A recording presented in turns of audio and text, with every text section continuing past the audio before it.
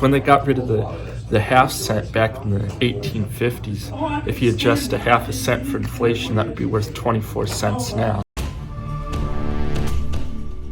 Did you know SD Bullion is giving away a monster box of 2023 Silver Eagles? Sign up today at sdbullion.com/sweepstakes.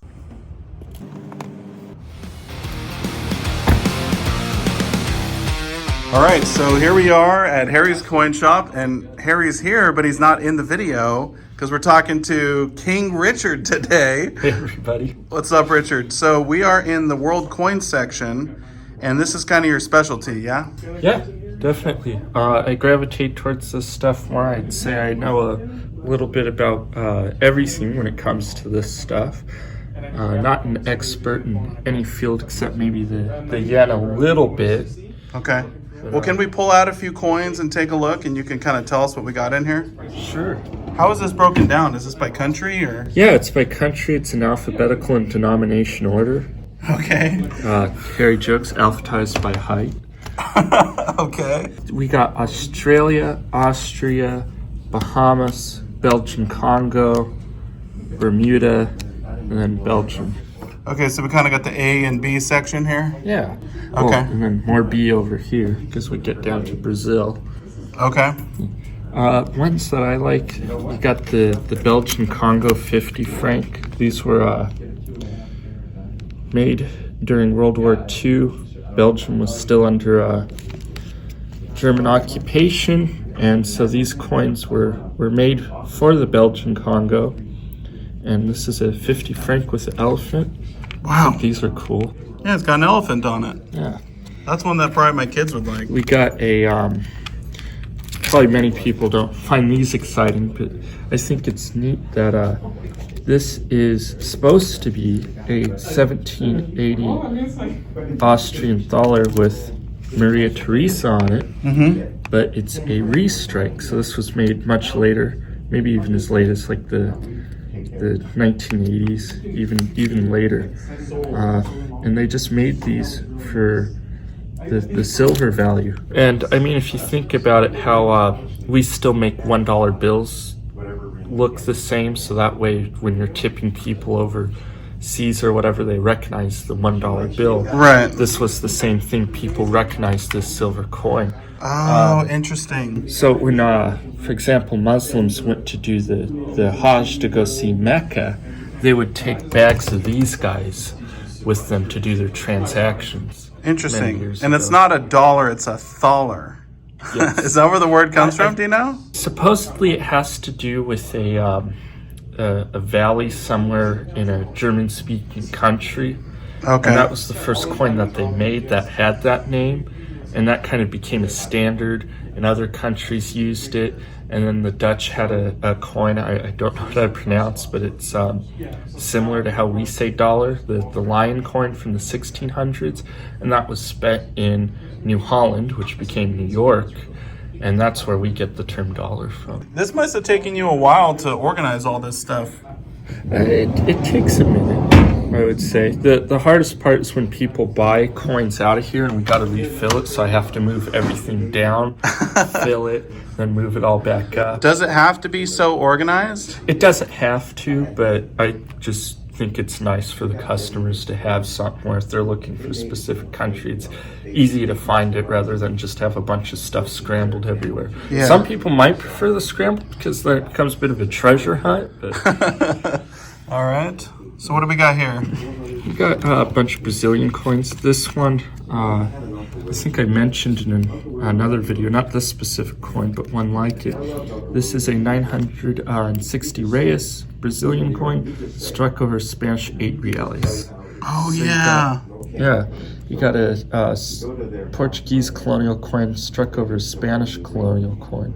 Yeah, that is so cool. This is a Bolivian 1 real. So the neat thing about reales is this is what the dollar's based off of. And you have your quarter, which is like 2 reales, your half, which is like 4 reales. And that's actually where we get the term 2 bits from, because 2 reales being a quarter, 2 bits. Really? So a quarter is 2 bits? Mm-hmm. So you get a shave and a haircut for a quarter, huh? All right. Or, depending on the barber, before 1857, 2 reales. Got some French and German coins here. This is a popular 1 year type dollar. This is, I forget who this is supposed to be, but I believe this is a statue that's actually erected somewhere in Germany. It's very neat. I know this one's popular. This was from Prussia. Germany used to be a bunch of different smaller kingdoms and principalities before they united into the German Empire. And if you look in a world coin book, German states takes up a good chunk of it. And that's because every other mile you had another principality or another duchy or whatever, and another person to rule it. And so they made so many coins. Wow, crazy. And you guys have a lot of this particular coin, I'm noticing. Just how like the British had trade dollars and the Americans had trade dollars, so the French had the piastre of commerce, so like a trade dollar, and it had the same 90% silver, 27 grams weight to it. They're very pretty. It has a Statue of Liberty-like effigy on it. Yeah, from France, huh? Yeah, and she's holding the fasces. So were these made in the Paris Mint? A lot of them. I believe all of them might have been. You could tell because of the A mint mark right there. Yeah, and isn't that mint one of the oldest businesses or mints in the world? One that's still currently in operation. Yeah. I mean, they've been making coins since probably before the 1500s even. Before the 1500s. Wow. That's incredible. So if you buy one of these, you're getting something from one of the oldest businesses or mints in the history of the world that's still in operation. So all this over here is world coins too? Mm-hmm. Wow, you're taking over the whole shop. Great Britain, Greece, Lithuania, Lebanon. I didn't realize. I thought it was just that one section over there. But okay, so I want to know, what is the most expensive world coin you guys have in the whole case? There's probably some stuff. There's this British trade dollar over here. Got 275 bucks on it. Wow, for a British trade dollar. Yep. That's cool. And that's just silver, huh? Yeah, and I mean, for people out there, these I'd have no problem sending off. Just if you ever buy a coin in like the $200 to $300 price range or above, that's when you want to start either sending it off yourself or making sure it's graded before you buy it. Right, okay. Yeah, that makes sense. Look at this one up here. Yeah, That one looks like silver, maybe. This is from the 1600s. It is silver. There's the information on it. Wow, that's cool. That probably took Harry a long time to figure out what that was. Yeah, you had to look it up. Oh yeah. Wow. Yeah, you guys have so many cool things in the shop.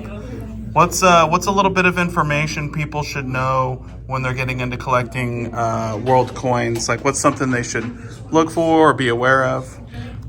Go for what you like.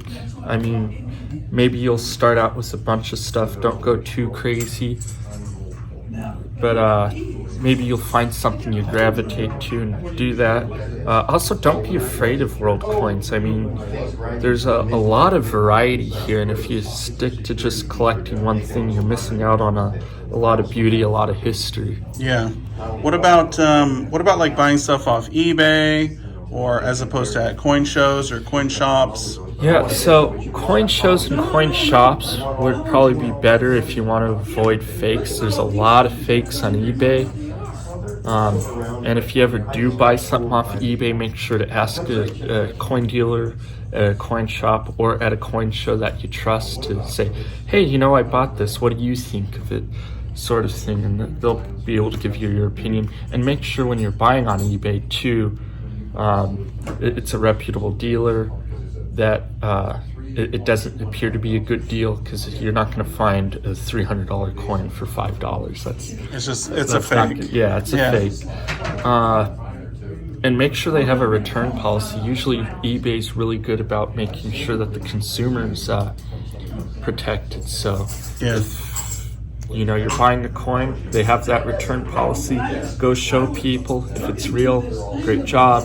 If it's not, make sure you get it in that 14 days back to them. Get your money back. Don't hold on to it. That's great advice. Some of these have holes in them. So one of the main reasons to put a hole in a coin is to reduce the amount of metal used in the coin. So you punch out the little centers, and then you can recycle those to make more coins, reducing the weight of the coin, and also it uses less material. Interesting. I'm surprised we don't punch holes in our coins. We should probably get rid of the penny, to be honest. It costs us, what, like 7 cents to make 1 penny? Yeah. It's a little ridiculous. When they got rid of the half cent back in the 1850s, if you adjust a half a cent for inflation, that would be worth 24 cents now. So 24 cents. Imagine getting rid of the nickel and the dime as well. We probably don't need to get rid of the dime, but even the nickels become more expensive to make. You do have some graded stuff down here, it looks like. Our graded stuff tends to go very, very quickly in the shop. Okay. These are ones that stuck around for a while, but we're happy to have them here. They keep us company. You got here a what they call a cartwheel tuppence. So it's 2 pence. It's a giant copper coin. I mean, this is bigger than a silver dollar. Wow, that is a big coin. Yeah, and it was in really nice condition. Unfortunately, somebody had cleaned it. Right. We had bought this coin like this in the holder, so somebody had got it graded. So you bought it already graded? Yes. What about, I'm noticing this one looks more expensive than most of the other coins. This one is a German $2 coin, and it's from a specific German state. Stuff like this in the German states has very low mintage. Okay. So you find something like that, it's fun. It's got a mint mark on it too of A. I don't remember what A corresponds to for Germany, but that's a more common mint. So it was a mint making a coin for this German state right here. I'm not even going to try to pronounce that. Yeah, I wonder what the mint was, you know. Must have been some mint in Germany. A means it's minted in Berlin. All right, we got that little A there. I also think it's funny how different countries, they do it a different way. Like A in Germany means Berlin, A in France means Paris, but then in the United States we used the initials. So you got P for Philadelphia, D for Denver, you know, CC for Carson City, D for Dahlonega, for the gold coins. And O for New Orleans. And O for New Orleans, yep. Yep. There's definitely ones we're missing there, like M for Manila in the Philippines. That was a U.S. mint. Really? At one time, yes. That's crazy.